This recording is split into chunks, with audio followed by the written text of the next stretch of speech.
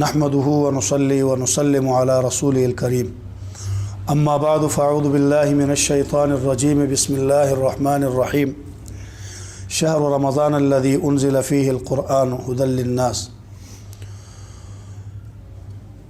सदक़ल्लाहु व रसूलुहुन नबियुल करीम अल्लाहुम्मा सल्लि अला मुहम्मदिन व अला आलि मुहम्मदिन कमा सल्लैता अला इब्राहीम व अला आलि इब्राहीम इन्नका हमीदुम मजीद सलातन तकूनु लिन्नजाति वसीलतन व लिउलूवि दरजाति कफ़ीला। अल्हम्दुलिल्लाह, साल 2020 का रमज़ानुल मुबारक के महीने की आमद है। इस महीने के अनवारात व बरक़ात और इसके अंदर अल्लाह की तरफ से जो मग़फ़िरतें और वादे हैं, अल्लाह तबारक व तआला मुझे आप सबको उन वादों का मुस्तहिक़ बना दे। हज़रत सहाबा किराम ने जैसे इस महीने की क़दरदानी की, वैसे अल्लाह पाक मुझे आपको क़दरदानी की तौफ़ीक़ अता फ़रमाएँ। इस महीने के आने के साथ ही जहाँ पर बहुत सारे शयातीन अल्लाह के पाक पैगंबर के फ़रमान की बिना पर क़ैद कर दिए जाते हैं, वहीं पर इंसानों के दरमियान तफ़र्रुक़ा पैदा करने वाले बहुत सारे लोग नफ्स की ग़ुलामी करते हुए जो लोगों को इबादत की तरफ ले जाने की बजाय इबादत से रोकने में मसरूफ़ होते हैं, ऐसों से अल्लाह हम सबको महफूज फरमा दे। आइंदा आने वाले दुरूस में इंशाअल्लाह अज़ीज़ में आपके सामने हवालाजात के साथ अहादीस की किताबों से और फ़ुक़हा उम्मत के हवालों से ये बात वाज़े कर दूँगा कि इस महीने की एक इबादत है जिस इबादत को तरावीह कहते हैं। उस तरावीह की शरई हैसियत, उसका हुक्म और मुसलमानों में 1400 साल से तवातुर के साथ उस नमाज का जो हुक्म रहा है और जो अमल रहा है, 1400 साल उम्मत का अमल मैं आपके सामने इंशाअल्लाह अज़ीज़ पेश कर दूँगा। जैसे 1400 साल से उम्मत तरावी पढ़ती चली आ रही है, ऐसे ही 1400 साल से पूरी उम्मत 20 रकत तरावी पढ़ती चली आ रही है। इस पर भी बाज़ाब्ता तौर पर आपके सामने पूरे हवाले नकल कर दिए जाएंगे इंशाअल्लाह। इससे कबल रमज़ानुल मुबारक के चंद फ़ज़ाइल आज के दर्स में नोट फरमा लें, ताकि आइंदा दुरूस में चल कर रमज़ान के फ़ज़ाइल के साथ उसके मसाइल का समझना हमारे लिए आसान हो जाएगा। इस महीने का नाम रमज़ान है। रमज़ान रा मीम ज़ाद रमज़ से बना है और रमज़ का माना है जलने और जलाने के। चूँकि ये महीना, इसमें अल्लाह जल्ल शानुहु की तरफ से ऐसी बरकतें, रहमतें और अनवारात हैं कि इसके ज़रिए से इंसानों के गुनाहों को जलाकर ख़त्म कर दिया जाता है, इंसान गुनाहों से दूर हो जाता है। इस वजह से इसको रमज़ान कहा कि इंसानों के गुनाहों को जला देकर राख कर देने वाला। और इस महीने की फ़जीलत के लिए सबसे बड़ी फ़जीलत यही काफ़ी है कि शहर रमज़ान अल्लज़ी उन्ज़िल फ़ीहिल क़ुरआन हुदल लिन्नास, जैसे दीगर किताबें अल्लाह जल्ल शानुहु ने रमज़ानुल मुबारक में नाजिल फ़रमाई हैं, आसमानी उन किताबों में से आखिरी किताब क़ुरआन मुक़द्दस के नुज़ूल के लिए भी अल्लाह पाक ने जिस महीने का इंतखाब फ़रमाया वो रमज़ान का महीना है। तो ये इस महीने की अज़मत के लिए एक बहुत बड़ी दलील है कि इस महीने में अल्लाह कुरान पाक को नाजिल फरमाते हैं।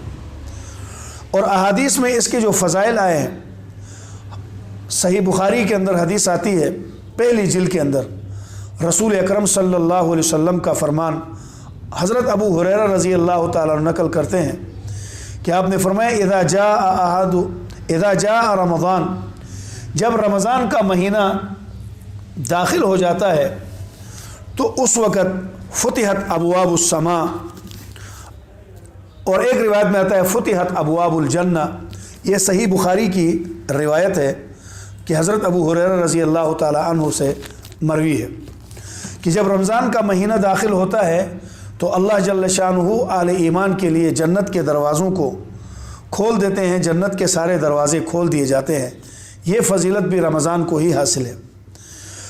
और सही बुखारी के अंदर ही दूसरी हदीस है हज़रत आयशा सिद्दीक़ा रज़ी अल्लाह ताला अन्हा से, وہ فرماتی ہیں کہ رسول اللہ صلی اللہ علیہ وسلم نے ارشاد فرمایا اذا دخل شہر رمضان، کہ جب رمضان کا مہینہ داخل ہو جاتا تھا، شد مئزرہ، تو رسول اکرم صلی اللہ علیہ وسلم اپنی کمر مبارک کس لیتے تھے، ثم لم یأت فراشہ، پھر آپ اپنے بستر کی طرف تشریف نہیں لاتے، عبادت میں ہی مصروف رہتے، حتی ینسلخ، یہاں تک کہ رمضان کا مہینہ گزر جاتا، پورا مہینہ شب و روز اللہ کے نبی عبادت میں مصروف ہو جاتے۔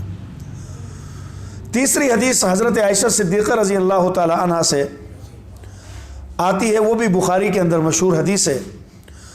فرماتی ہیں کہ کان رسول اللہ صلی اللہ علیہ وسلم، نبی پاک علیہ السلام کے جو معمولات تھے رمضان میں وہ کیا تھے؟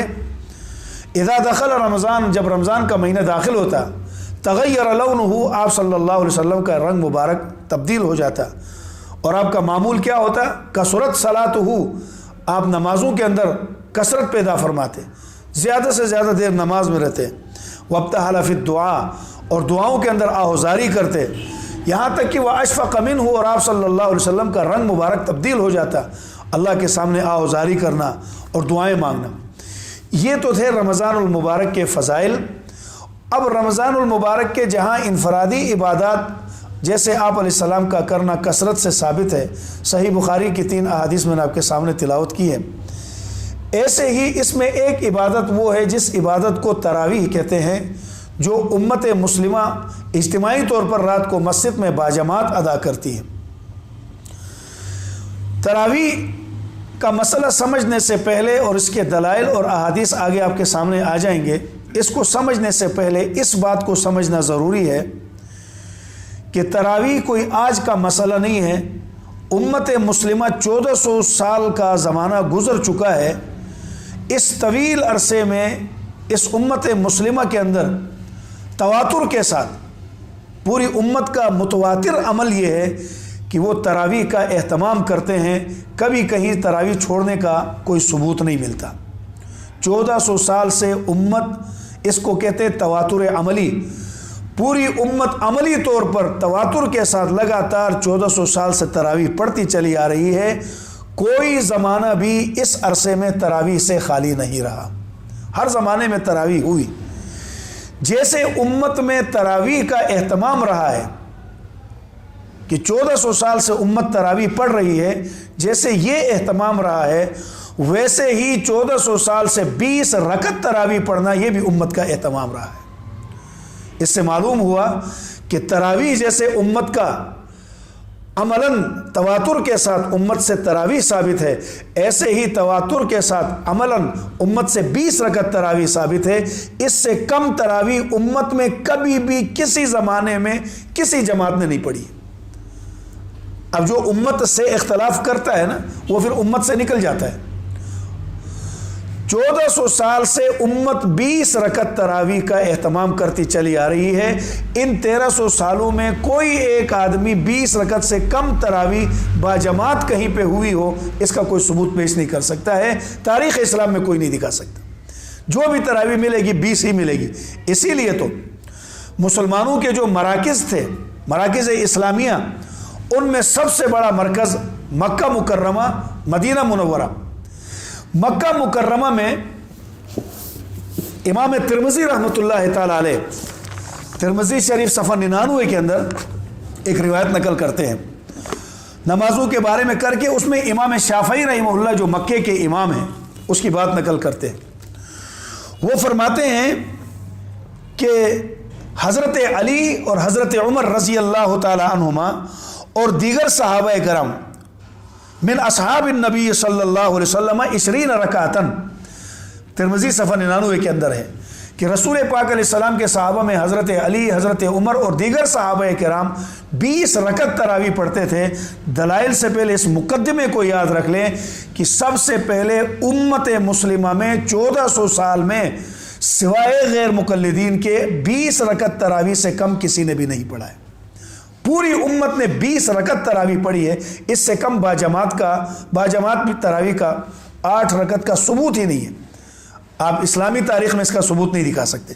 چنانچہ امام شافعی رحمہ اللہ کہتے ہیں مسلمانوں کا جو مرکز تھا مکہ مکرمہ، اس کے بارے میں وقال الشافعی رحمہ اللہ وہکذا ادرکت ببلدنا بمکہ یصلون 20 رکعۃ۔ صفحہ 99 کے اندر امام ترمذی رحمۃ اللہ علیہ امام شافعی رحمہ اللہ کا قول نقل کرتے ہیں کہ ہم نے رسول مکہ مکرمہ میں جو ہمارا شہر ہے، جب سے ہوش سنبھالا ہے میں نے مکے کے لوگوں کو 20 رکعت تراویح پڑھتے ہوئے دیکھا ہے۔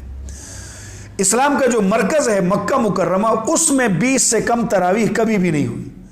مدینہ منورہ مسلمانوں کا مرکز رہا، اس مدینہ منورہ میں 20 رکعت تراویح سے کم کبھی بھی نہیں پڑھی گئی، بلکہ جامع ترمذی کے اندر امام ترمذی رحمہ اللہ نے لکھا کہ مدینے والے تو 41 رکعت تک بھی پڑھتے تھے، 20 سے بھی اوپر جاتے تھے۔ تو 8 رکعت کا ثبوت تو کہیں بھی شریعت تاریخ اسلامی میں نہیں ہے۔ چنانچہ جس طرح امت 20 رکعت تراویح پڑھتی ہے اور پڑھتی چلی آئی ہے، یہ پوری امت کا اجماعی فیصلہ آج تک چلتا چلاتا جا رہا ہے۔ اور ہمیں سمجھ نہیں آتی جو لوگ کہتے ہیں کہ تراویح 20 سے کم ہے، تو پھر اگر 20 سے کم 8 ہے تو اس تو 8 رکعت کے اوپر یاد رکھنا تراویح کا لفظ بولا ہی نہیں جاتا ہے۔ تراویح بولا ہی 20 رکعت کو جاتا ہے۔ جب 20 سے کم 8 رکعت تراویح ہو تو عربی زبان میں اس کو ترویحتان بولتے ہیں۔ 8 رکعت تراویح کو کیا بولتے ہیں؟ ترویحتان۔ جو 8 پڑھتے ہیں ان کو یہ نہیں کہنا چاہیے کہ ہماری مسجد میں بھی تراویح ہو رہی ہے، ان کو کہنا چاہیے ہماری مسجد میں ترویحتان ہو رہی ہے، کیونکہ 8 رکعت کو تراویح کہتے ہی نہیں ہے۔ کیوں؟ تراویح جمع ہے ترویحتن کی، اور ترویحہ کہتے ہیں ہر 4 رکعت کے بعد کچھ دیر جو آرام سے بیٹھتے ہیں، راحت حاصل کرتے ہیں، اس میں کچھ ذکر اہتمام کرتے ہیں، ذکر دعا وغیرہ کرتے ہیں، اور اس راحت حاصل کر کے جو بیٹھتے ہیں اس کو کہتے ہیں ترویحہ، جو 4 رکعت کے بعد ہوتا ہے۔ تو 4 رکعت کے بعد پہلی جو بیٹھے ہیں اس کو کیا بولتے ہیں؟ ترویحہ۔ 4 کے بعد پھر کب بیٹھتے ہیں؟ 8 میں، 8 کو بولتے ہیں ترویحتان۔ اور پھر جا کے کب بیٹھتے ہیں؟ 12 میں، 12 کو بولتے ہیں ترویحات۔ اس کے بعد جمع 16 اور 20 کو کہتے ہیں تراویح۔ لفظ تراویح ہی دلیل ہے اس بات کی کہ تراویح 20 رکعت ہے۔ جو کہتے ہیں 8 رکعت تراویح ہے، اس کو پہلے اپنا نام بدلنا چاہیے کہ جی ہماری مسجد میں ترویحتان ہو رہی ہے، کیونکہ ترویحتان 8 رکعت کو بولتے ہیں، تراویح کہتے ہیں 20 رکعت کو۔ 16 سے اوپر 20، 16 ہو 20، یہ تراویح ہے۔